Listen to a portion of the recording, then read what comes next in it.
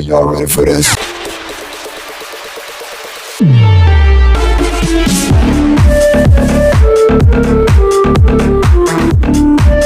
In this tutorial, we will discuss the definition, parts, features, attachments, and applied anatomy of the humerus. By definition, the humerus is the bone of the arm. It is the longest and strongest bone of the upper limb. Its upper end articulates with the scapula to form the glenohumeral joint, also known as shoulder joint. It is the most common joint to dislocate in the human body. On the other hand, its lower end articulates with the distal radius and ulnar bone to form the elbow joint. It is made up of three parts: upper end, lower end, and shaft. The structures that make up the upper end include the head, the neck, which include the anatomical and surgical necks, greater tubercle, lesser tubercle, and intertubercular sulcus. The shaft of the humerus is cylindrical in its upper part and triangular in its lower part. It has the following features: deltoid tuberosity and the radial groove.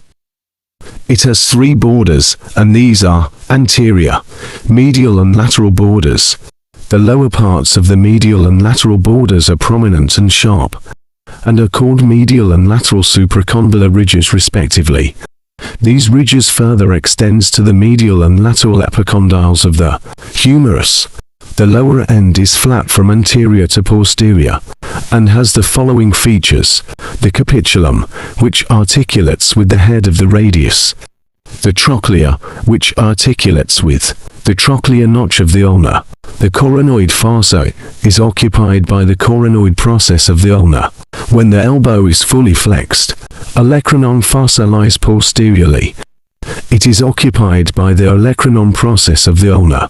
When the elbow is fully extended, the common flexor and common extensor origin arises from the medial and lateral epicondyles respectively. It is also good to note how the anterior border became smooth and rounded in the lower part of the humerus, where it terminates in the radial fossa. Sometimes a supratrochlear foramen can exist.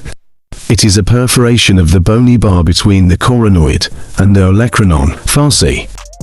Next we will be talking about our muscular attachments of the humerus. As we progress, I will show you these muscles and how they rise or inserts in the humerus. So, keep watching and pay attention. Before then, let's quickly mention these muscles. Be sure to note the area on the humerus that gives attachment to each muscle. The greater tubercle gives attachment to the supraspinatus, infraspinatus, and teres minor muscles from above downwards. Attached to the lesser tubercle is the subscapularis muscle, just around the surgical neck, at the region of the intertubercular sulcus, also known as bicipital groove. There are two majors, with a lady lying between them, the pectoralis major and teres major. The lady between the two major is the latissimus dorsi. Attached to the deltoid tuberosity is the deltoid muscle. Other muscles attached to the humerus include coracobrachiolis, triceps muscle, brachialis, brachiradialis, pronator teres, extensor carpi radialis longus. Finally, it's time for us to appreciate these muscles and see how they originate or insert in the humerus. You can see how the subscapularis muscle originates at the subscapular fossa and inserts into the lesser tubercle of the humerus. The posterior part of the scapula, supraspinous and infraspinous fossae, gives origin to the supraspinatus and infraspinatus muscles respectively. Teres minor muscle also rises from this surface. These three muscles insert accordingly at the greater tubercle. Together with the subscapularis, they form the rotator cuff muscles of the shoulder joint. The coracobrachiolis originates from the coracoid process of scapula and run infralaterally to insert onto the humeral shaft between brachialis and medial head of triceps muscle. Tendon of long head of biceps brachii muscle can be seen running through the bicipital groove alongside an ascending branch of anterior circumflex humeral artery.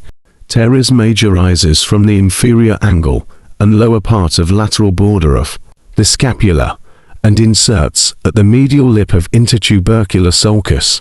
The latissimus dorsi lies between this muscle and the pectoralis major, which insert at the lateral lip of the intertubercular sulcus. The deltoid muscle originates from the lateral part of the clavicle, as well as the spine and acromion process of the scapula, and inserts on the deltoid tuberosity of the humerus. It is covered by a fibrous membrane, known as deltoid fascia. Brachialis, also known as the Teichmann muscle, lies beneath the biceps brachii, and makes up part of the floor of the cubital fossa.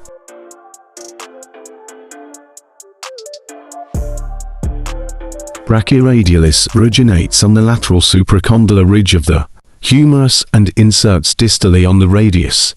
The triceps brachii muscle consists of a long medial and lateral head that originate from their respective attachments on the humerus and scapula, and insert via a common tendon on the ulna. The bursa is a thin synovial sac filled with fluid that exists around the elbow joint and helps to reduce friction.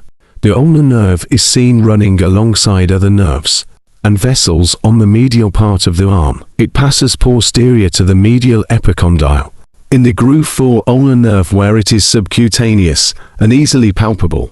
Bumping the nerve at this point causes the pain and tingling sensation in what is referred to as hitting the funny bone.